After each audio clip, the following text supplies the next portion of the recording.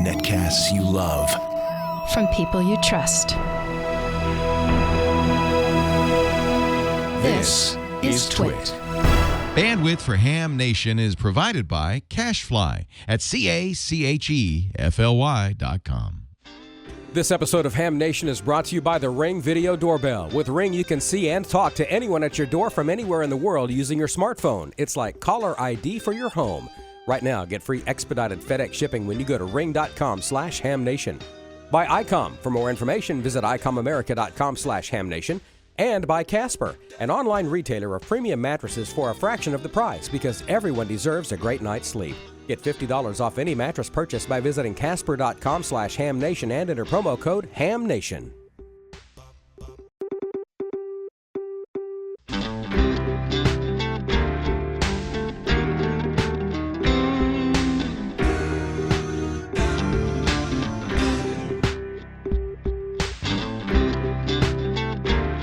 This is Ham Nation, episode number 233, February 3rd, 2016. It's all about Smith charts, national parks, and audio. Hello, everybody. I'm back. It's K9EID, and I'm in the Ozarks. I've had a wonderful time in California, and got to go out and check out with what's going on at Mr. NOA's out there. Gordo and Sue's treated us very well when we were there. Got to see the cats and all that. But mainly I got back home because I missed everybody. I really missed being here, and so much to talk about. And we're joined tonight by the usual good crew. We got George down in Mississippi. Hey, George, those storms didn't hit you close, did they? They were pretty close. I was actually at a transmitter site sitting at the bottom of a 1,000-foot tower when it approached. They had one of the suburbs around here got 7 inches yesterday. So it was kind of wet and noisy around here. Oh, boy. Oh, boy. Well, how's it going down in the southern part of Mississippi? There's Don. Don, how you doing? I know what you're doing. You're gearing up for next week, right? Yeah, we are. Tuesday is Mardi Gras, so we're, of course, we're busy as we can be at work and everything. But I wanted to show you a QSL card I got in the mail. This is really cool. Just indulge me here for a sec. From WA5CYR, nice card. He's a Mississippi guy. And there's 2 call signs on there because he says, my brother Jim, KB5CQR, was a disabled vet after losing his something or other in the Army, I guess, an arm or something. It doesn't say. He moved to Mississippi in 2009, where he took both tech and general in July of 2009. Did CW, could do 20 to 25 word a minute, all while talking to me right beside him. Both loved DX together using 2-meter simplex from his house.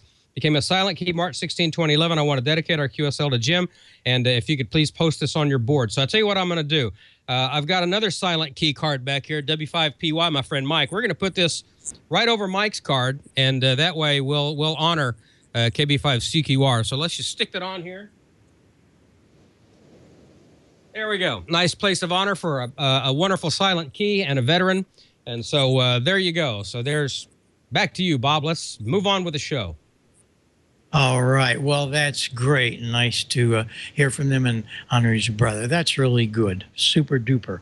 Well, Gordo, did we leave things in shambles when we were there, or how are you doing in Costa Mesa? Costa Mesa is still standing. The rain droplets that we had to have stopped, nothing like the East Coast, Bob. And it was great to see you and Sarah. Back to you, Bob. Yeah, we had a good time. We also met up while we were out there with our friends Wayne and Sharon, the IRDs, K6IRD and W6IRD.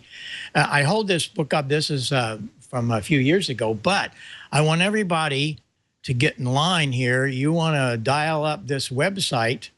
I get a ton of letters and emails. I really do. I appreciate the letters in the mail. That's even cooler. But you want to get into the subscription of this, because this month's issue that'll be coming up has a whole article about all this Icom stuff and how we installed push-to-talk in it, how it hooks up. I have a lot of guys say, how do you do that? And there we go. You can do it. you might want to dial up that website and subscribe to Electric Radio. It is such a great little magazine. There's a lot of how-to articles and a lot of boat anchor stuff, but check it out and you'll love it. It's one of the best reads I get every month. And this coming month, it'll be here, I guess, in a couple of weeks, is the article on all this stuff back here that I get a lot of questions. How did you do that? And so on and so forth. So we'll get into that. We really have some good stuff tonight. George is going to have some more stuff on Smith's chart, and I know Don's got Newsline. I have a very good audio alley tonight. We're going to continue where we were. I've even talked to 3 or 4 guys today, 2 of them on the phone, and I don't know how many emails today. And we're going to answer some of those questions, but it's a continuation to help us learn a little bit more about audio and how we can make things better. But in the meantime, we got to go out and visit with Gordon because he's got some really nice things in the way of pictures. So let's see what's going on, Gordo. Let's see your short shots. All right. Well, thanks, Bob. And, here on the West Coast, Last Man Standing, KA6 Lima Mike Sierra, is on the air for an hour Monday nights and Tuesday nights at 000 Zulu to 0100 Zulu, local Monday nights, Tuesday nights. So tune them in and get a contact with KA6 Last Man Standing. February 10th, the Limark Long Island Mobile Amateur Radio Club is having their meeting and get-together. And San Francisco Radio Club, hey, San Fran, 100 years. I want to see you on TV during Super Bowl this Sunday. And the Cuyahoga Amateur Society in Cleveland, they've got a brand new series of classes. So if you're in the Cleveland area and you want to upgrade or have a pal wanting to get into ham radio, it's cars.org. Finally, Carol Perry, WB2 Mike Golf Papa, as well as yours truly, will be off to the Orlando Hamcation next week. Sorry, I'll miss you all next week. Ms. Perry says we're looking to honor some kids that have lent a hand in getting folks either on the air or doing a good deed. So if you've got a young ham friend, young ham lends a hand is what she's looking for. Send her an email at wb2mikegolfpapa@gmail.com. And now everybody's getting tuned in to working with CERT members. Look at this. Brand new from Community Emergency Response Team, 4-hour module on communications. This is the first time that the CERT headquarters has made this available. So if you're a CERT member, find out how you can help teach as a ham operator the brand new CERT Emergency Communications module, 4 hours long. And for those preparing for extra class, yep, the new extra class pool is out. A lot of questions on mobile, and that's what we're going to talk about. But there was a collection of mobile operators, and thanks to Sean, K7, Sierra Charlie Golf, and Michelle, K7 MMG, they put together a YouTube video. And we're just going to give you a preview, and if we could go ahead and roll that YouTube preview of Quartz Fest. It's a great show and tell of mobile units. And Quartz Fest 2016, Neil and Sean were in such demand, they even did a flyover on Quartzsite, Arizona, the big get-together there. But this will be just less than a minute long as a teaser, and we'll give you more in the upcoming weeks, as well as Tracy has some great shots that he took at Quartz Fest. But as you can see, you park anywhere you want to. There were 820 hams 3 weeks ago in Quartzsite, Arizona. And the Good Sam, or the San Ham Club was there, and many others. And there are the blue tents that went up. that provided all of the shelter for welcoming, as well as some of the seminar sites. And it was fun meeting all of these friends here at Quartz Fest. So be sure and check out Sean, K7 Sierra Charlie Golf's YouTube site, and we'll give you more information on that in upcoming weeks. So Sean, thank you so much for letting us give a preview of Quartzsite, Arizona. So now, Brian, welcome back from Hawaii. Let's go into short shots where we're going to talk about mobile operation, but not on big RVs, but rather going mobile. And when I do a travel to Orlando or other places in a rent-a-car, this is what I take aboard, and I power it with the Shore-Eye. And the Shore-Eye battery that I use is 2 pounds, yet it is, I'm reading it right here in front of me, 24 amp hours, and it can take up to 20 amps of a recharge. This thing is so light, and it just goes on my carry-on. Remember, no batteries in your checked luggage. Put it in the carry-on.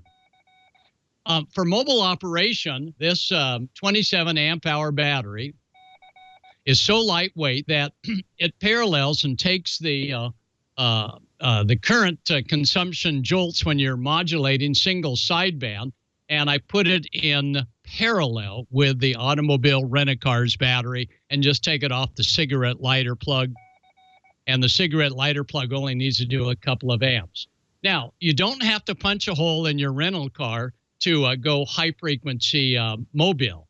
This is the Super Gainer K400 from Diamond. And notice it has different configurations. This is for specifically the Diamond HF antennas that terminate to a PL259. But you got to know ahead of time when you buy that which way you're going to go. This one terminates to a 3H24 thread, which more common high-frequency whips have. And the mount comes with 1, 2, 3, 4 little set screws. And you slip it over the trunk lid or somewhere up nice and high, tighten them down, and they'll never know that there was an antenna on their rental car. There you see it, all ready to roll. That's the Outbacker, and there's no more Outbackers to be found brand new. So if you ever see an Outbacker on the used table, buy it. Anything under $300, Outbacker is a steal. Yeah, you can run the wires, in through the trunk, but what the heck, just go in through the window, and usually there's enough molding that it's not going to cut the wires, and never has for me. Now, conventional mounting for 50 ohms, this is what they talk about on the new extra class. And by the way, we have an instructor academy at Orlando, and we'll be talking to instructors on how to teach some of the new Q&As. They talk about feed point impedance. This is probably a good match for the Yaesu ATAS antenna. That's about 50 ohms, the way it is mounted.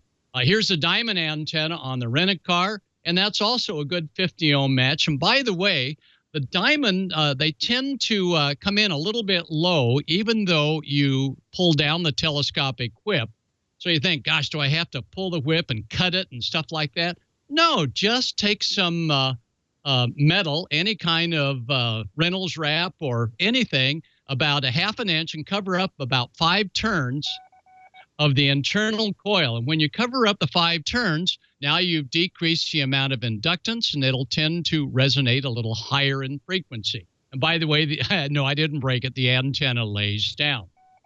One of the few HF whips that do that. Here's another ATAS, and it's well mounted. Be very cautious, though, as you close the trunk, because if you aren't careful, you'll crack the red glass, and that's no good to return it back to the rent-a-car people with a damaged red glass. Sure, the big HF whips do a great job, but the little ATAS or the MFJ ham sticks, they perform nearly as well. The whole deal is get it up nice and high. And here's Heiko doing a check with an SWR analyzer, and this one came in, a little Tar Heel, came in just great at 50 ohms, mounted up high. But that's the key. You got to get it up high. Hey, the roof rack. We've talked about this before. You will not get an antenna to load well because of the capacitance between where you see that black whip mounted and the red roof of the vehicle. looks like X sub C, and it just won't load. Here's another no load, down real low on the back of this particular vehicle, and the SWR was sky high, and no amount of tuning is going to be able to bring it in. Now, we encourage you, when you travel with your HF radio, have a little tiny meter so you can tell how much current is drawing, as well as what the voltage is. And with that little lithium iron phosphate battery, you'll be in good shape. Here's another HF that won't work very well because of the capacitance between, yep, it could be grounded, that top rail, and the roof of the vehicle. That air you see in the middle is what's going to not give you a good 50 ohm match. And that's one of the test questions on the extra pool. Hey, this looks great. It just won't load very easily on HF. Yeah, you could get a manual tuner and load it that way, but your SWR is going to be sky high. And same thing with mag mounts. First of all, it's going to blow over on the first bit of 50 miles an hour and higher. But the coil is way too low, right on the deck. I imagine the feed point impedance is going to be wacko, nowhere near 50 ohms. Again, instead of cutting the whip, if you need to go higher in frequency, take a little bit of foil and cover up on the outside of the black plastic about 2 or 3 turns, and you'll gain about 100 kilohertz going higher in frequency. When the wraps, like for 75 meters, are this tight together, even a half an inch will put you on the air well above frequency that it naturally came out on by covering up some of those turns. Finally, I like the mounting of the VHF UHF radio up high. The HF mounting is down low. You do not want to drive and be looking down to see where you've dialed in. All right, here's a good compromise. That's Tom, W6WC. He's got him nicely mounted there. But again, he's going to have to look down a little bit to see where he's going. Nice install, and with the bigger rigs where you can't remote the head, this is about the best you can do, and that's not bad. Nice and easy to operate. Yeah, have some radios, okay. But again, try and get them up nice and high so you can keep your eyes on the road and not crash while dialing in someone else around. And of course, we encourage all of you that to keep peace in the family. If you're out RVing, have your own little Radio Shack. And I love this. That's a military special. He really made it happen. And of course, he's got the KW solid state amplifier to boot. We do not recommend amplification going HF mobile. So that's our story. And again, the new extra class materials will be out in about May. And I look forward to seeing all of you at the Instructor Academy in Orlando on a week from this Friday. And have a great time at the Super Bowl this weekend. And Don, have a great time at Mardi Gras. Don, back to you, and I'll see you in 2 weeks.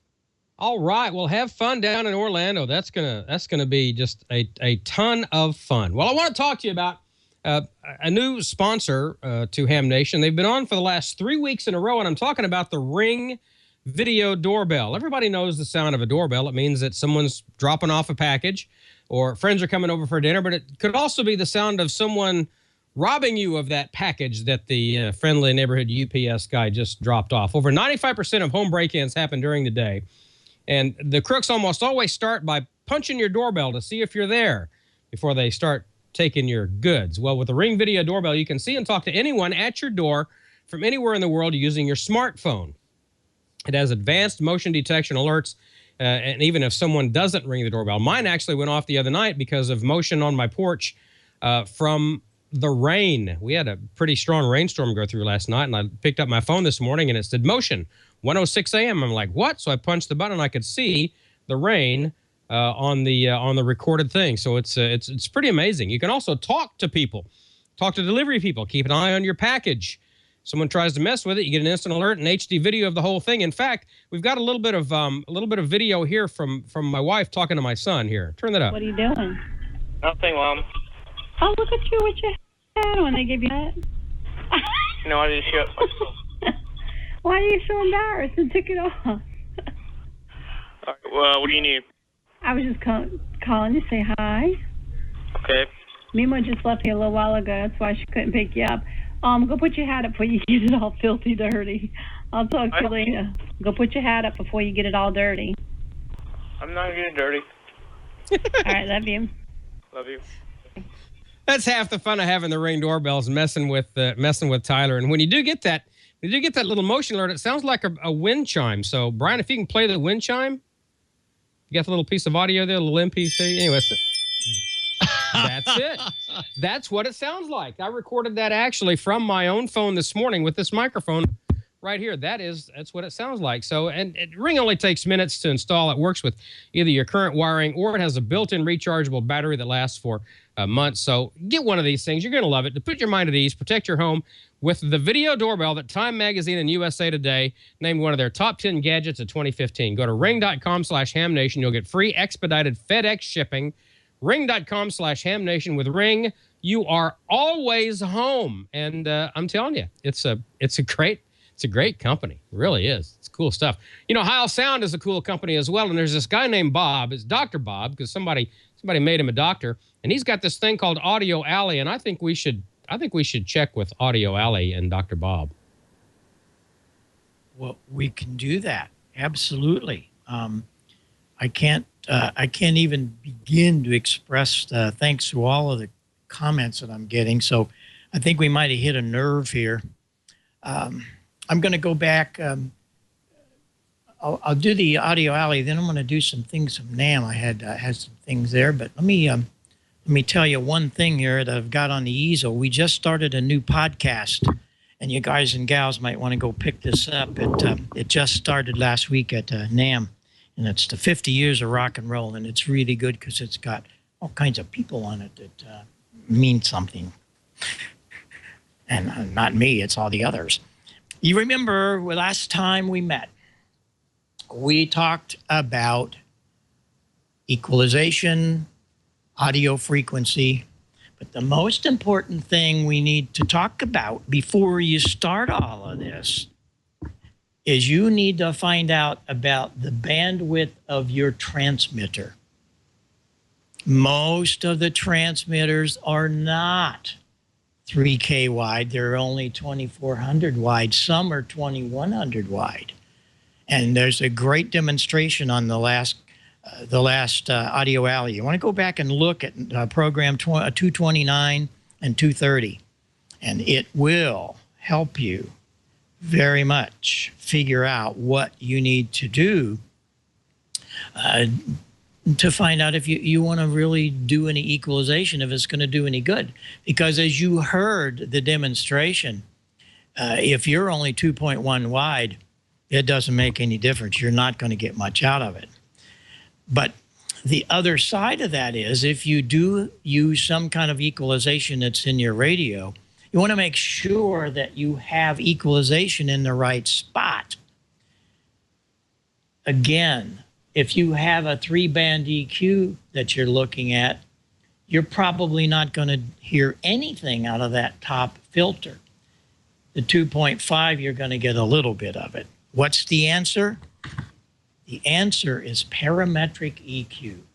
Oh my gosh, this sounds complicated. And you know, it really isn't. Here is why. We have 3 filters, just like we had prior in the fixed band. But the fixed band, when they design the equalizer, the engineer puts this at 80. They're usually around at 80 or 100. You can't change that. All you can do is change the boost or notch. You can't change where this 2.5 filter is. But with parametric, you are the engineer. And you can move these filters.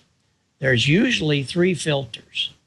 And the bottom filter can be moved. Usually they'll start out around 80 hertz on the low end, and they go up around 700. So you can move this where you need it. The mid can go from like 700 to usually around 2100. They vary a little bit, but that's okay because you can slide that. You can adjust the frequency, and the same thing with the top.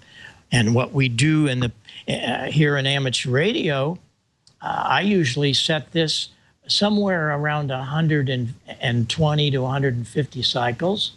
I set this one at about 1,800 to 2,000, and I set this one at about 3,200.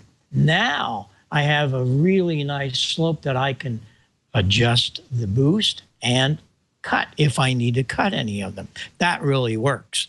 You can change that and make it work really good. And that's something that you become the engineer. You're the guy. And here's what that looks like. Here's an equalizer. This is a parametric, a little studio guy, but they all have this same kind of look where you have, there's 3 filters and they're laying like so, okay? And you can adjust, as you see, the frequency. You can adjust the plus or minus.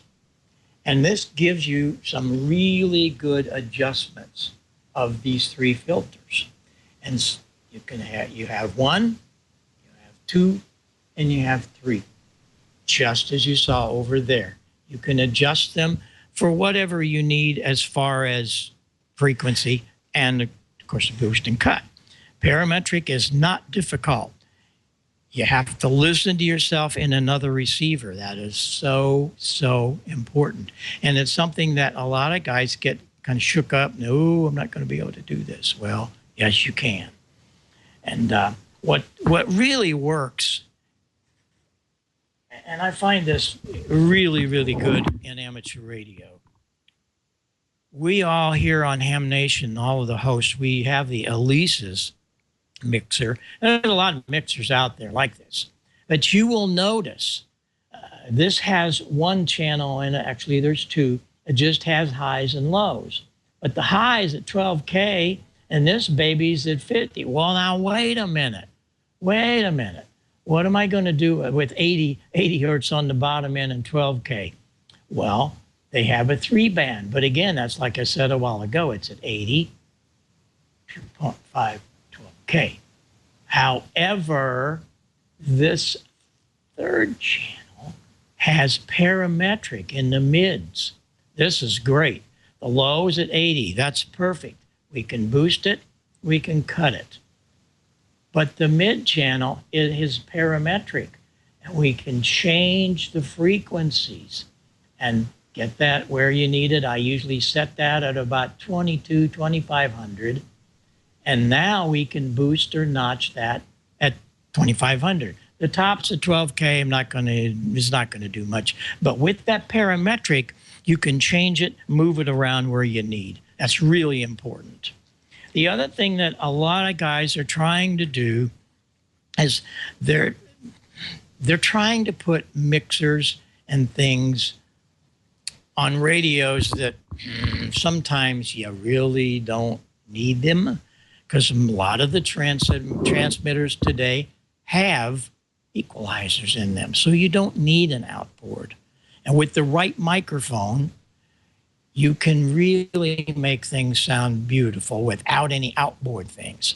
But if you do have a radio that doesn't have any connector in the back, what do you do now? It really gets a little tough. Well, you can take it into the mic preamp, in the front end. But you're going to be driving that very sensitive input with about 1.5 volts. And we showed you last time I was here about the T-pad. Well, I have a little better drawing here for you. And the situation is you can then take this chart that I'm going to show. You might want to do a screen save on this thing when we get this all ready to go here. You want to take advantage of the screen save. This is the T-pad. You take the output of the mixer. It's going to be about 1.5 volts. And you're going to go into this very sensitive millivolt input. So a microphone develops. So you'll overdrive the heck out of it if you try plugging your mixer output into it. So you do a T-pad. And here's how you do it. This is a chart of how to make a T-pad. And there are all of the frequencies. And get that set so you can get all of them. I usually build a little box, put a connector on each end. You can just very easily, the one resistor, second resistor, the third one down to ground. It works great because now you have the ability to use that just about anywhere you want. And that works great. However, if you really want to do this right, you need to take advantage of the accessory plug in the back. And if you paid attention when you got your radio, there was a little bag and it had a whole bunch of these things. Now, Icom really helps us because Icom has wires, so you don't have to solder them. That's kind of neat. Thank you very much, Mr. Inouye. That was cool. And then you can just pick out the colored wires. They tell you what pins they are. Look on your, back in your manual. Yes, you're going to have to open your operations manual. Look back there and you'll have it made. Now, on other radios, what do? You have these little things that come in a bag. Oh, my gracious. And I hear from so many, oh, I can't solder these. I can't solder. Yes, you can. And where most people get off base real quick is the fact that they're hard to get apart. So they can't even figure out how to get them apart. So they forget it. Well, we're going to go through this. George, I'm going to do some soldering. Now, you're going to probably grade me on this. It's going to be pretty bad, but I think we'll get the we'll get the idea here. First of all, you have to do one thing. When you have these plugs, there's kind of a little secret deal, or you'll never get it apart. There's a little thing here. It's a little tip. You got to dig it out of there. Then you can pull it apart. That little rubber tip fits down into that little notch. See that little notch right there? And if you don't pull that little piece of rubber back, you'll never get it out of there. And I know a lot of guys say, I can't get it apart because they haven't done the little secret thingy. You can see it here. See that little notch thingy? You want to pick that out of there with your thumbnail or screw this. It'll bend out. Now, okay, we have it apart. The first thing you got to do here, don't forget it, you're going to have your wire ready. You see this little thing you just took off? Don't lay it down on the bench. Don't even take it out of your hands. What do you want to do with it? You want to put it on the wire. Because you're going to put it together and you're going to say, uh-oh, I forgot this. So put it on there right now. And I prep my wire. You want to get it all prepped, and I also tin it so it's going to solder real easy. And you're not going to use number 12 wire. It's going to have to be pretty small because these pins are pretty small. Now you're ready to do this, and it's very simple. All of you can do this, trust me. Now, you're not going to use a great big soldering iron for this. You're going to use one of the little guys. So what we're going to do here is take that cable that we prepared, get this all set up so you can see it a little better. You've got to make sure that you have tinned the wire. That's very important. I did that ahead of time. And in this case, for what radio I'm using, we're using this pin and that pin, the two outside ones. The first thing you want to do here, and here again, pay attention. You want to tin those pins. Go in and put a little solder on those babies and get them all heated up. Here we go. And once you do that, okay, you want to hold that baby on there till that solder flows down inside there. Don't just touch it. You want to make sure it flows. Then, when we take this pre-tinned wire that we did and we put it down inside there, bingo. But wait a minute, Heil. You sure you want to do that? Yeah, I do. But there's one other thing that you should do with both of these, and that is this. Let me take it back off and show you the mistake I made. because I don't want you to make this. That's why I made the mistake. It's called heat shrink. And you want to put that heat shrink on these. And now we can solder that little booger, and it'll drop right in. Hold it on there a little bit. Bingo. And I didn't cut a piece of it for the other one, but you will want to do it to the other one. Solder it in here. Put that little baby in there. Hold it on there. Make sure the solder flows. Now we're ready to go. And you guys and gals can do this. It's not that difficult, but you need a little vise. You can't just flop it around on the table. You got to do that. And the other thing that has to happen is you have to make sure you put heat shrink on that. And I did that purposely, that I didn't do that. I wanted you to make sure you saw that. Then after the heat shrink's on there, well, you want to shrink it down. And that's very easily done. If you have never worked with heat shrink, that's a magic thing. And all you do is just hold the soldering iron on that little baby, and it will shrink that right up around that pin, and it won't short out as you put it together. Very simple. Now, remember, we thought to do all of this. Then you have the rest of the connector, and you put that around the front end of it, and you put it all together, and you're ready to go. These little pieces, there's a notch for those.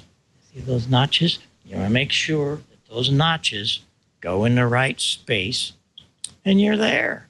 And now you're ready to plug this into your transmitter in the back, and then your mixer will plug in to the line input. Put it all back together, and you're rocking and rolling. And this is the way to do this. This is the only way to do it. Because when you get finished with it, you'll be able to go to the line input. You'll be able to make it happen, and that happen very well, because you won't overdrive the front end. So next week, I'm going to get into a whole thing of the proper microphones, different brands, different impedances, all of those kind of things, because those are also another thing you have to pay attention to. And a lot of these radios have so many different things to drive. You can't just plug a microphone into all rigs. Wouldn't it be nice to have one microphone to do every radio from here to Kingdom Come? Not possible. The manufacturers have made it very difficult for us, very. So that's the story on all of that. Please keep the cards and letters coming. Email me, give me your phone number. We got to talk, but go back and look at this segment again. It's hard to go through this in just a few minutes, but it'll give you some idea of what has to happen to make your audio better. And as I said, next week we're going to get into some matching microphones to all of it, with and without equalization, and we'll make your station sound better. Before we take off and go visit with George, I'm not sure if Don's going to come back here in a minute. He might, but here's the deal. I have a couple of pictures from the NAMM show. The NAMM show was really something. As I said, there were so many people there. Oh, my goodness. Around 120,000 people. And here are some of the shots that we took. The booth this year, we were very proud of this. Our media team built this booth. That's only half of it. It keeps going around the corner. But that's the Heil booth, and all kinds of people. This is very special, very, very humbling, and very honorable. Those are many pieces of my past. They kind of replicated some of the things that's in the Rock and Roll Hall of Fame display. That white speaker you see was actually one of the rear channels of the Quadrophenia tour, or the rear channels. Some of our amplifiers. There's the talk box, the first one that Joe and I built. And up here on the right's kind of interesting. That's a case that came with our Omega amplifier. When you bought the amplifier, it was modular. So if you had a problem with your amplifier, you took a break, took that screwdriver you see that was in the case, unscrew 4 screws, plug in the new module, and your 0.5 kilowatt power amps back on the air. Right beside it was a module for the mixer. And up above the picture of the mixer, one of the amplifiers is on top of that monster, 30 inches. That was a quad mixer. We were one of the first people to build a quad mixer. Did that for the Quadrophenia stuff. And quad was big in 74. And that's Sarah and I. They had a big birthday cake and champagne, and all kinds of people came by. And it was a wonderful event. We were very happy with 50 years behind us. That's our team, some of our team. The guy on the right, he's the guy that's doing the podcast. Stephen beside him, Michelle, she's our media gal that takes care and designed the booth. There's Jerry behind Sarah and I. He's our production manager. And all the way on the left is Greg. He's our A&R guy. He's the guy that takes care of all of the gear and stuff for the artist. And then Sarah, who owns the company, and me. I just invent stuff, as she said. But just about the time we were ready to go, look who snuck in the back door. Oh, there he was, all in his glory, kind of hiding behind his cap and glasses. Those shows are awful for artists to come through, but what we did for him, we have built a few of very special 50th year commemorative microphones, and he got number 1. So you'll hear more about these this year. They're going to be available on certain things. I don't know exactly how the media people handle it. But Joe got number 1, and he was so thrilled. And we were thrilled to see all of the many people. I saw a lot of hams, and I saw dozens and dozens of Ham Nation viewers. So thanks for coming by, and we appreciate all that. So let's see. Is Don going to do Newsline, or is George going to do his session? Don's going to do it, right? Yeah. Let me get unmuted. Yeah, we're going to go straight into Amateur Radio Newsline, Bob. We skipped that. I went out of order, and I will slap my wrist as we go into Newsline. From Amateur Radio Newsline Report, number 1996, these are the Ham Nation headlines for Wednesday, February 3rd, 2016. Winter weather has generated major headlines and major headaches all along the eastern United States. Power outages and snowdrifts of 3.5 feet or more left the New York area and points west immobilized, and in many spots without power. Nevertheless, the area's hams were ready. Record snow fell in New York City Central Park and much of the surrounding area. ARRL's New York City Long Island section manager Jim Mezzi, W2KFV, reported approximately 2 feet of snow with some local flooding throughout the region. VHF and UHF repeaters were used for communication, while 40 meters was used to transmit weather information using digital modes. I'm Heather Emby, KV3TZD in Berwick, Pennsylvania. Further south, the picture was just as challenging, as we hear from Jim Dameron in 8TMW. The recent historic winter storm left its mark on the South, where the Appalachian region was considered among the hardest hit. West Virginia reported more than 40 inches of snow. The governor declared a state of emergency on January 22nd, and nets were activated on 75, 40, and 2 meters by the Kanawha County Aries. Kentucky's governor also declared a state of emergency as thousands of motorists along parts of Interstate 75 were left stranded. The Kentucky Emergency HF net activated on 75 meters, and a Skywarn net was activated on January 22nd in anticipation of the storm and remained active for 12 hours. In Virginia, Steve Crow, KG4PEQ, the National Weather Service Wakefield Skywarn amateur radio coordinator, said his team was active from early January 21st through late Saturday, January 22nd. The Wakefield office serves parts of central and southeastern Virginia, northeastern North Carolina, and eastern Maryland. I'm Jim Dameron in 8TMW in Charleston, West Virginia. Stormy weather also wreaked havoc with one important de-expedition. Operators on the VP-8 STI de-expedition team were forced to break down operations and return to their transport vessel, the RV Braveheart, after declaring an emergency Monday, January 25th as a result of the fierce South Atlantic storm near their campsite on southern Tule Island. They were forced to leave their gear and personal belongings on the island, but hope to return to collect their equipment and then decide whether to continue with the South Georgia operation as VP-8 SGI. There's big news inside ARRL's Connecticut headquarters as Tom Gallagher, NY2RF, prepares to succeed David Sumner, K1ZZ, as the ARRL's Chief Executive Officer on April 18th. The West Palm Beach, Florida amateur will come on board as CEO-elect on February 29th to begin the transition. Gallagher, who takes over at the Newington, Connecticut headquarters as the ARRL begins its second century, is a former broadcast cameraman and technician who later worked as an international investment banker and financial services executive. He's been a licensed amateur since 1966 when he got his ticket in Pennsylvania as WA3GRF. Gallagher describes himself as, quote, an incurable HFDXer and inveterate tinkerer. Amateurs from all over will get to meet him and congratulate him themselves at the ARRL National Convention hosted by the Orlando Hamcation, running February 12th through 14th. And we here at Amateur Radio Newsline also welcome him and wish him the best. And that's all from the Amateur Radio Newsline, your independent source for amateur radio news for over 37 years and counting at www.arnewsline.org. With Heather Emby, KB3TZD, Jim Dameron, N8TMW, Karen Eve Murray, KD2GUT at the news desk in New York, and our news team worldwide, I'm Don Wilbanks, AE5DW. 73. We'll see you next time here on Ham Nation. And no Dr. Scove tonight with the solar weather. She remains extremely busy. We're going to try to have her back on as soon as time allows. But first, before we get into George, let's have a word from Icom, shall we?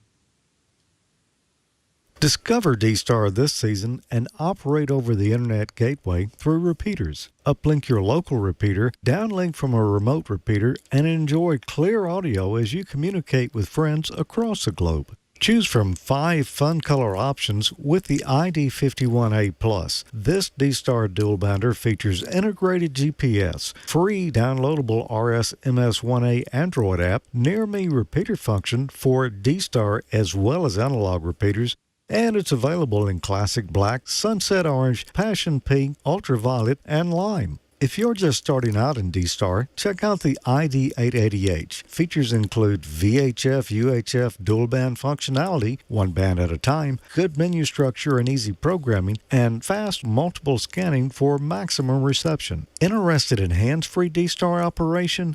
Hit the road with the ID5100A. This radio offers optional Bluetooth capability, large backlit screen for high contrast viewing, and 50 watts of output power on both VHF and UHF. Limited jack space? No problem. The IC7100 base station is a great compact D-Star option. It covers HF, 6 meters, VHF, and UHF. Enable control head and touchscreen for quick intuitive operation, large internal speaker for clear digital audio, and it's perfect for multiband and all-mode communications. Visit icomamerica.com/amateur for more information on Icom's D-Star radios. And you can tune in and enter to win after each episode of Ham Nation. Go to icomamerica.com/hamnation and register for some great swag prizes like T-shirts and hats. And you can also learn how you could win the monthly grand prize drawing for a new radio. Our prize for January was the Icom ID880H VHF UHF digital transceiver. We've got a winner on that, and that is Tom B, KB9UFE. Congratulations, Tom. You're going to enjoy that radio. But we've got another prize here. This one for February is going to be the Icom ID51A Plus dual band, dual watch handy talkie. It's got GPS built in. It's analog and D-Star. It's got DV and FM repeater search function, micro SD card slot, and a lot more. And it comes in multiple colors. I've got, I guess it's teal. And Don, what is the color you have there? I have the burnt orange, and of course Amanda has the pink one, as she would, you know. Yeah, and I believe that's the Mardi Gras color there on your shirt, maybe. Pretty close, isn't it? Yeah. Yeah, I could transmit from the parade, couldn't I? Yeah. I get a little noisy.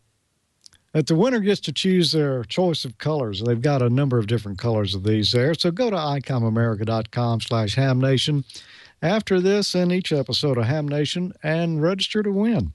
And as long as we're giving away stuff, let's give away something else here. You know, last week I asked a question, what does VSWR stand for? And we had a winner on that. It's Michael Rapp, who says it stands for Voltage Standing Wave Ratio. Congratulations, Michael, KT5MR. We're going to send you 2 things here. We're going to send you 50-foot 400 max coax, courtesy of DX Engineering. Great new coax pre-assembled with connectors here. And we're also going to send you this MFJ 4422 digital voltammeter. Great for MCOM, your Go kits. You could even use it mobile. It's got the Anderson connectors on it, so you're going to enjoy this as well. For next week, I've got another question, and I'll tell you what, let's give away another 50 foot of this coax here. This is really good stuff, and who doesn't like coax? I mean, everybody could use a little bit more. So answer this for me. Which of the following precautions should be taken when measuring circuit resistance with an ohm meter? And this comes from the amateur radio technician exam. Your choices are A, ensure that the applied voltages are correct. B, ensure that the circuit is not powered. C, ensure that the circuit is grounded. Or D, ensure that the circuit is operating at the correct frequency. If you think you know the answer to that, send me an email, hamnationcontest@gmail.com, and you might win 50 foot of DX Engineering 400 max coax. Well, I went to a Hamfest this past weekend, the Capital City Hamfest here in Jackson, Mississippi, and had a great time there. Saw a lot of old friends, met a few new ones, and I picked up a couple of items there. I didn't really have much on my shopping list, but you can't come away from a Hamfest empty-handed. I'm just not sure it's allowed by law. So I did get a couple of little things I needed here. One of the things I got that I did not have already, and this is a little connector here to fit on top of my ID51A, or most of the Japanese handy-talkies. And it's got a SO239 on the other end, so I can hook an external antenna to my handy-talkie. That could come in handy sometime. But the thing I am proudest of, and I couldn't believe it with my own eyes when I saw it. It was so nice, I had to get two of them. I do a lot of work on transmitters and such, and sometimes on the tube sockets, there's a lot of doorknob capacitors, little nuts and bolts and stuff that you have to stand on your head to reach and work with, and you can't really get big tools up in there. I was mighty proud to find these big crescent wrenches here. $1. I bought two of these, and boy, that's really going to be great. I mean, I'm not going to work on my vehicle engine with it, but for little electronics, this is just perfect. So that's my all right. So let's talk about Smith charts. We've been talking about them, but this week we're actually going to draw on one. This week on Smoke and Solder, we're actually going to plot some data on the Smith chart. We'll be using the Smith chart that you can download from Wikipedia, or you can use this shortened URL to get it. We need some data to plot, so to a nearby antenna analyzer, we'll measure this 50 ohm terminator. It's got a SWR of 1.06 to 1, a resistance of 52 ohms, and a reactance of plus 1.87. Let's just try it with two terminators. I wonder what would happen then if we put 25 ohms across. Well, with half the impedance, we're going to have about a 2 to 1 SWR, a resistance of 27.3 ohms, and a reactance of a positive 9.51. Let's plot that on our Smith chart. We'll write our values down. Our resistance measured 27.3 ohms with a plus J, or reactance, of 9.51. Now we'll need to normalize these numbers so we can plot them on the Smith chart. To do that, what you do is divide each number by the characteristic impedance, and we know 50 ohms is what we're looking for here. So we take 27.3 and we divide it by 50. That gives us 0.546. Then we take 9.51, divide that by 50, and we get 0.1902. And this will still be a positive number. That's important. So let's plot those on the Smith chart here. The first thing we'll want to plot is our resistance, R 0.546. The line running through the center here, when the Smith chart is orientated like shown, is where we plot our resistance. So let's plot 0.546. Right here near the center is 1.0. That would be 50 ohms. We're looking for 0.546. So we go along the line. There's 0.5 right there. There's 0.2, 4, and we're 5.46. So we're just above that. We draw in this arc right here, trying to follow the line the best we can. We won't be perfect here. But anywhere along this line represents 0.546 or 27.3 ohms. Now let's plot the reactance. The reactance will be these numbers right here around the inside circle. So this is 0. There is 0.1, 0.2, 0.3. All numbers above our resistance line here in this direction will be a positive J, or a positive impedance. Will be a positive J, or that would be a positive reactance. Anything below 0 here will be negative. So we have a positive 0.1902. We're just going to round that off to a positive 0.2. So that would be this line right here, 0.2. And right here where these two lines cross is our impedance. That represents R 27.3 ohms of resistance and J plus 9.51 ohms of reactance. I've got this Rig Expert AA230 Zoom antenna analyzer. It's got a built-in Smith chart function. Let's see what it looks like. Very similar.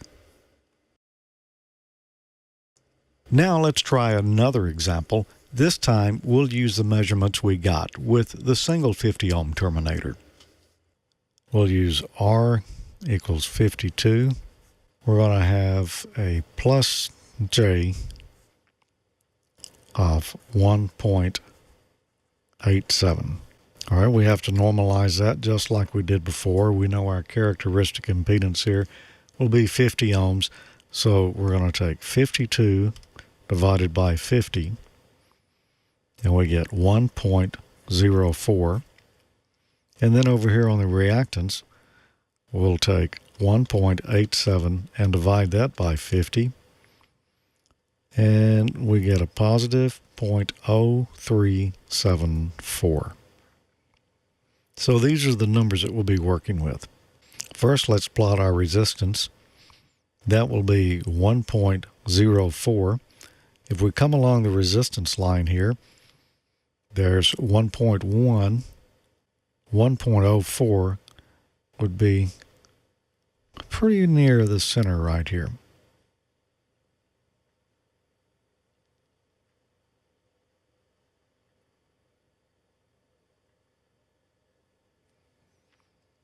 So there's our resistance along this arc right here. Now let's mark the reactance. It's going to be 0.0374. Let's just round that off to 0.04.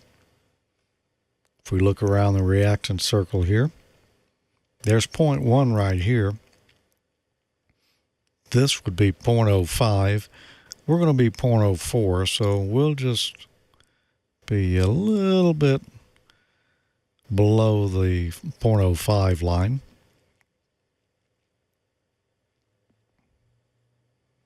That's not a perfectly straight line there, but you get the idea. All right, right where those two lines cross right there, that is going to represent R52 plus J 1.87. Right here where we have the 1.0 would be a perfect impedance, and we can see 52 ohms with 1.87 ohms of reactance. positive, just off a little bit. Now, we only used positive reactances here today. If it had been negative or capacitive, then instead of going in the clockwise direction, we would have gone counterclockwise when we were plotting our reactance. So there you go, how to plot impedance on a Smith chart. Next time we look at Smith charts, we'll look at how to plot SWR. Okay, I know that doesn't really look very useful right there, but that's where we're going to start. There's a lot more numbers on that chart than we actually looked at, so obviously there's more we can do with it, and we are going to do more with it. Some things that actually could be useful. If you've got an antenna analyzer, yeah, you probably don't need a Smith chart, but you know, it's a thing you'd like to maybe know how to use. So I'm going to be working on some more Smith chart videos for the future. And now here's Don to tell us about Casper. Yeah, we're not going to talk about the friendly ghost. We're going to talk about a big white mattress, or it probably comes in other colors as well. But Casper is an online retailer of premium mattresses, and you can get these for a fraction of the cost. Casper is revolutionizing the mattress industry because they're cutting the cost of dealing with resellers and showrooms by passing the savings directly on to the consumer. We probably have some video here of Leo testing one of these guys out, too, so we'll see if Brian can pull it up. But they're obsessively engineered, and they give them to you at a fair price. They have two technologies, that's latex and memory foam. They come together for better nights and brighter days. It's a very comfy mattress. You just sink right in and bounce if you want to. It gives you long-lasting comfort and support, and you can buy easily online and completely risk-free. I know that's probably a new concept for you, buying a mattress online, but it's really easy because Casper understands the importance of trying out a mattress. And here you can see Leo getting ready to try his out. Casper offers free delivery, painless returns within a 100-day period, so you don't have to lie down in a showroom. You actually get the chance to spend some quality time with your mattress. And did you know statistically lying on a bed in a showroom has absolutely no correlation as to whether or not it's going to be the right bed for you? You can't figure that out just in 20 seconds laying down in the showroom. You got to spend some sleep time with it. And that's where you get the 100 days in. So get yourself a Casper mattress.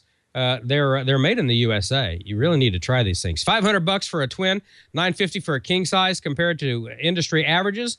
That's an amazingly good price. And you can save an additional $50 as one of our Ham Nation viewers by going to casper.com/hamnation and enter the promo code HAMNATION, casper.com/hamnation, promo code HAMNATION. Terms and conditions apply. For details, visit casper.com/terms. You'll be happy, just like that guy right there, Leo. Look at him. He's just in a state of bliss. Oh, and look, there's the dog as well. So probably going to lick him right on the nose. That'd be perfect. So there you go. You too can be like Leo and get a great night's sleep with Casper, and then you'll look just as good as Dale does because he's well rested. Dale, how are you tonight? Hey, we're doing pretty good, Don. Finally got rid of some of that back problem we had a couple of weeks ago, and feeling pretty good. We got a treat tonight too for all the hams out there who like to camp and hike. Well, Mike Wedland, he's K8ZRH, is a journalist, and he writes for roadtrekking.com. He travels the country in an RV looking for interesting people and interesting places. Recently, he activated an amateur radio station on the North County Scenic Trail. That's in Michigan's Upper Peninsula. It was part of the ARRL and the National Park Service National Parks on the Air event. Being a true photojournalist, he captured the operation in an excellent video. Here's Mike. Upper Peninsula is wild and remote and beautiful, even in the winter. This bright January morning with 20 inches of snow on the ground, I'm walking the North Country Scenic Trail. I'm carrying my portable ham radio station, batteries, and my antenna system, and following a path along the Tahquamenon River to one of the most spectacular views in the Midwest, Tahquamenon Falls, one of the largest waterfalls east of the Mississippi. So this is our spot. We are overlooking the Tequamanon Falls. That's the Tequamanon River. It's pretty, isn't it? We're going to set up our antenna next. Joining me is Mike Keys, KE7ES, and we're going to set up our buddy pole antenna, and then we're going to be ready to make some contacts. This is the North Country Scenic Trail, and when it is done, it will be the longest continuous hiking trail in North America. It already goes through 7 states. It is a gorgeous trail, and I hope this is the first of many activations I do on that trail. Our first task is to clear the snow off a bench so we have a dry place for our gear. We're here to take part in the American Radio Relay League's National Parks on the Air year-long event, celebrating the 100th anniversary of the National Park Service. The trail we'll be operating on is one of 484 locations around the country administered by the Park Service. The trail runs through 7 states, and as we were setting up, we were joined by 2 officials of the trail. You can start right now at the border of the Vermont and New York and end up in the middle of North Dakota. It's really pristine and kind of wild, but it's not so rugged and mountainous or anything like that, like the Appalachian Trail or Pacific Crest Trail is. So a lot of people can hike it that wouldn't normally think of hiking on it. Tell me about the 100-mile challenge.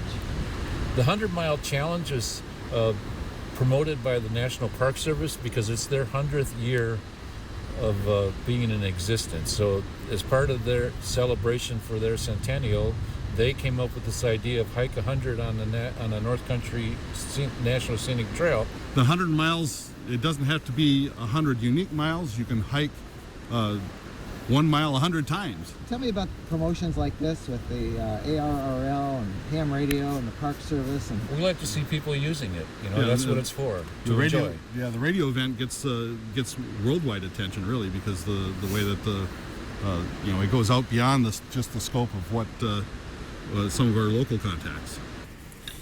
Interviews out of the way, it was time to activate our amateur radio station. We used an 18-foot tripod-mounted telescoping mast for the buddy pole, first as an inverted V wire dipole on the 40-meter band for contacts around the Midwest, and then later we configured it as a 20-meter horizontal dipole for contacts up to 2,500 miles away. My battery-powered Elecraft KX3 transceiver made those contacts running just 10 watts. TR59 Plus on the North Country Scenic Trail, TR04. Roger, roger. Have fun up at Tequamanon. You're 5'9" in Heil, Michigan. TR04, you're 5'9" in St. Paul, Minnesota. Appreciate that. 7-3s. QRZ from Kilo 8 Zulu Radio Hotel, Tango Romeo 04. Lots of you coming in.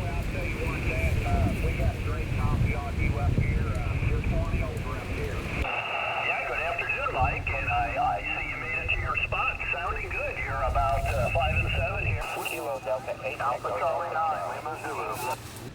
For me, as I travel around the country in my RV, this is something I plan to do a lot this year, visiting as many national park sites as possible. So we spent about a little over 2 hours. We had over 100 different contacts, literally from the East Coast to the West Coast. I haven't done a full count yet, but by a rough count, about 40 different states that we worked across the country.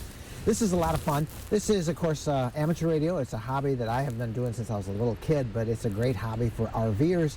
And, of course, if you like national parks like we all do, this is a great way to visit as many of them as you can and to give them a little bit of promotion and to have some fun outside.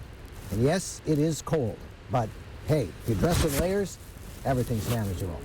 Road trekking across North America. I'm Mike Webland. Thanks for watching.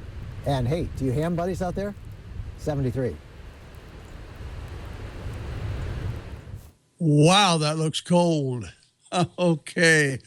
Too cold for comfort there. I bet they had a lot of fun, though. Thanks, Mike. We appreciate you braving the elements and granting permission for Ham Nation to present your roadtrekking.com video. We had a lot of fun with the National Parks on the Air over the weekend. Worked an island 100 miles west of Key West. we'd never heard of before, courtesy of the Florida DX Association, W4FDX. That was a lot of fun. And we received an email from Val just this evening reminding me she plans to air an interview with Sean, that's KX9X from the ARRL. And I believe she's going to do that next week on her segment here on Ham Nation. Well, most hams today use computers to help manage their daily operation, and using scripting, either Apple Script on the Mac or PowerShell on Windows, makes the task fairly easy. The real work's in the planning and in the research required before you write a single line of code. And to this end, I developed an Apple script that allowed FLDigi, that's the fast and light digital program that's really fantastic, runs on Linux, Windows, and the Mac, to log its contacts straight into MacLogger DX. That's the Cadillac of logging programs on the Macintosh. I wanted to show people how to do it and how easy it was to do, and made the script self-documenting. There were probably about 5 times more lines of comments than there were code, and showed everyone interested how they could approach the project. Unfortunately, I didn't go into the details about how to install the script, and that's where Mike Greb, AC2RK, entered the picture just recently. He stepped up, recorded an outstanding how-to video demonstrating every step of that process. Here's Mike. Hi, I'm Mike, AC2RK. I'm going to walk you through the process of setting up FLDigi to log QSOs to MacLogger DX. We're going to do this with an Apple script available via the MacLogger DX Yahoo group. This script was written by K0HYD, and it's also available in the MacLogger DX disk image. In the disk image, navigate to Extras, Sample Files, V5 Scripts. Once you have the script, open another Finder window and navigate to the FLDigi scripts directory. You can get there quickly by pressing Command-Shift-G to open the Go To Folder dialog. We then type the path to where we want to go, ~.fldigi/scripts, then press Enter or click Go.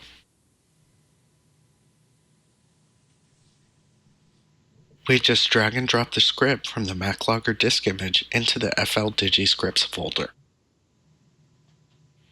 Now we can get rid of this window. We need to create a way to call this script from within FLDigi now. We'll do it with a macro button. Select a button that is blank or that you don't use and right-click on it. Our macro is a short one-line macro with a single pair of tags. We type it in the macro editor. Start off with the opening and closing exec tags. This tells FLDigi we want to execute something. Between the tags, type OSA script, followed by a space. This is what's going to execute the Apple script for us. After the space, we need the full path to the script. We can do this easily by dragging the script from the Finder window to the script editor. Now we give our new button a label and click Apply. Our button is ready to go. Once you have a QSO to log, just click the button.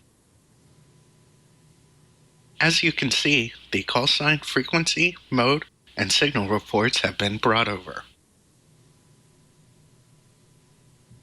If you're planning to upload your QSOs to Logbook of the World or eQSL, you will want to edit the mode name in the case of PSK to remove the B at the beginning.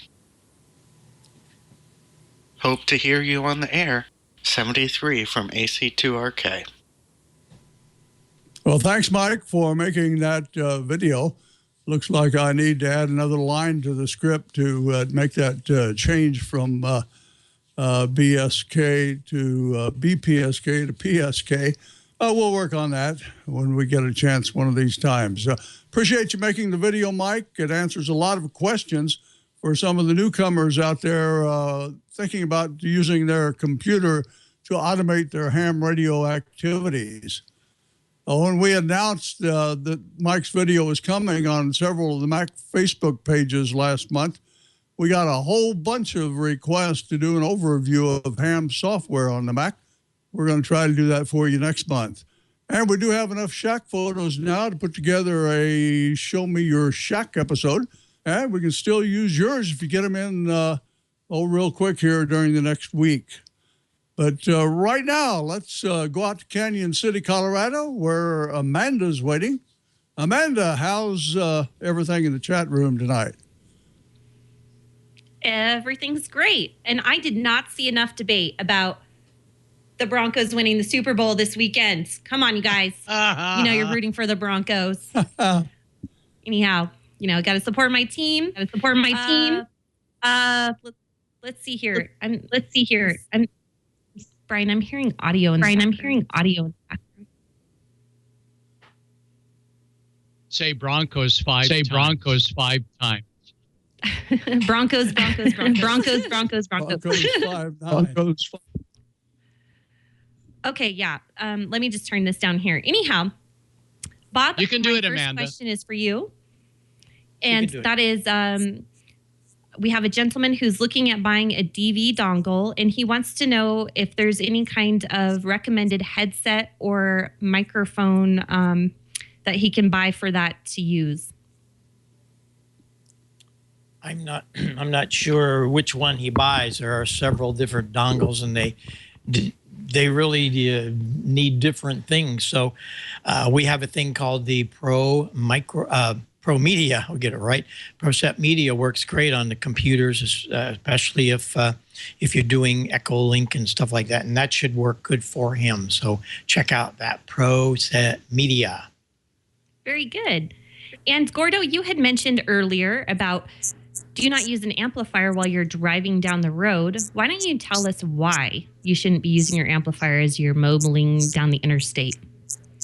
Well, many times the antenna is located fairly close to the back seat. And if you got kids that are strapped into the back seat, we do not want to inundate them with 500 watts. So you really don't need an amp mobile unless you have a big mama screwdriver antenna on the back of a huge pickup truck. Just a regular car mobile, 100 watts is fine. You pump out 400 and 500 watts, your windshield wipers will start wiping. Your brakes may do some interesting things. I've never heard of an airbag deployment, but it's nuts to run 500 watts on a little car mobile. A big camper or a RV, sure, go ahead once you've stopped. But for mobile, 100 watts with a well-placed antenna is plenty. No need to nuke yourself with more power that doesn't really get through the DX. There you go. And I know what my 500 watts does here at the house, so I couldn't imagine cooping myself up in a little car. So thanks, Gordo, so much. The other thing we wanted to talk about is Chuck had some issues with his 160-meter off-center fed dipole. And Don was interacting with him in the chat room saying, I think you have it too low. Now, Gordo, can you give me kind of an estimate of how high up is about the least you should have a dipole up in the air before you start seeing problems with the SWR? Normally, you need to get it up at least a half a wavelength before you minimize the SWR ground effects. So for 160 meters, you got to pull up that feed point, the apex of that 160-meter off-center fed dipole, 80 or 90 feet up. So if he's running at just 30 or 40 feet, likely the ground effect is going to influence SWR. And most automatic tuners won't handle it. He'll need a manual tuner, and he'll jam a signal in it, and the signal will go straight up and straight down, and it'll warm all the ground around him. Very good. Now, I have a personal question. You know that Jeff and I also have an A4S as well as you do. So we've kind of put it together now. We've cleaned all the traps, and we just have it sitting on some sawhorses in our backyard, just kind of doing a test out just to see what it sounds like, things like that. Now, we're obviously going to see some SWR when we do that. Is that correct? Yes, you can roll the A4S flat to the ground, and you'll see it dip, but it's going to probably dip low out of the individual 10, 15, 20, and if you've got it, 40-meter bands. Easy way to check it, though, Amanda, is tip it up on its end so the reflector is on the bottom of the ground and the director is aiming straight up. Keep everyone away from it, and now you'll have a pretty good look at SWR as it would naturally be when you get it up 20 to 30 or 40 feet up the tower. Now, that is a good idea. Thank you so much for that helpful hint. I appreciate that. And I only had just a couple more comments. I saw in the chat room some people talking about Roger beeps on their radios, things like that. And definitely turn off your Roger beeps if you have them. And hopefully people are honest with you when they hear you talking about them on your repeater systems and letting you know that you're doing it. It usually irritates a lot of people. And a lot of newbies, their first radio, especially those cheap little Baofangs, always come with the Roger beeps turned on. Just be kind and turn it off. That would be great. So I didn't have any other announcements for tonight, you guys. So that's all I have. And Bob, so welcome back. We're happy to have you. Over to you. Thank you. I got my plug put back together, so I'm ready to put that in the back of one of the radios. It just clips right together, and there you go. I have a comment on your. You did that live. You did that live. Totally. That was so good. I have always used resonant antennas, and I have a full-sized. It's about 225 feet. That's a problem. A lot of guys maybe won't have that room. But I have a 220-foot, maybe it's 30, coaxial dipole.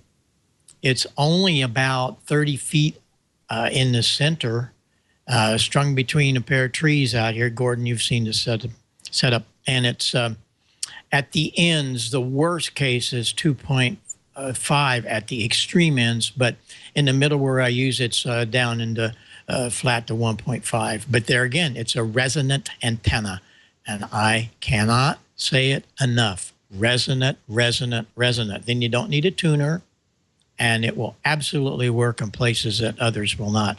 And that's just a thing that I've done all my life. I've always had resonant antennas, and it really works. That's why I use coaxial dipoles, because they are resonant throughout the whole band, and you don't need tuners. But I really have fun on 160 meters with that baby. It works great. I've worked a lot of DX with it. And the center is only about 30, 35 feet. Works great. Well, listen, thanks, everybody. I appreciate the good program. Boy, Dale's stuff was great. George's stuff is fabulous. And Don, you're always good for the news and stuff. And Gordo, can't say enough for all the stuff that you brought us in the slides again tonight. I hope the Audio Alley's helping a lot of people. I get a lot of comments, and we'll keep it going.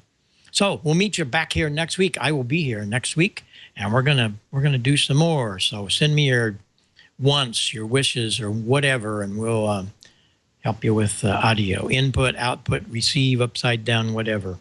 So it's been great tonight. Nice to be back home, and boy, it's been wonderful weather. Thanks for sending in the weather with us, Gordo. It's it was like 70 yesterday or something like that. It's great. So I appreciate being loaning us your weather. 7-3, everybody. We'll talk to you somewhere on the bands. We've got 40 meters going. Where are we at? 7268? Is that what I saw? 7281 tonight, Bob. Okay. 7281. 81. Is 20 meters happening? Is Steve up there? Or is Steve has not done 20 meters in a few weeks. It's been pretty crummy this time of night. So I think he's just been joining you guys on 40, right? Right. Cool. He comes down to 40 and helps with the West Coast. Mike's been sort of out of circulation lately, so Steve's been filling in. We start with Eric into KOJ on the East Coast. I take them from the Midwest, and we get it out to Steve before the night's over. So we'll be looking forward. Doesn't sound like there's much on the band tonight, but we'll see what happens on 40 here real shortly. Okay, well, I was on 75 right at the start of the program. I was on the Collins Net. It was fabulous. But I was on AM on 75, and things were happening. We were on 40 this afternoon. It was wonderful. So we'll keep our fingers crossed. See you all next week right here on Ham Nation. Bye-bye for now.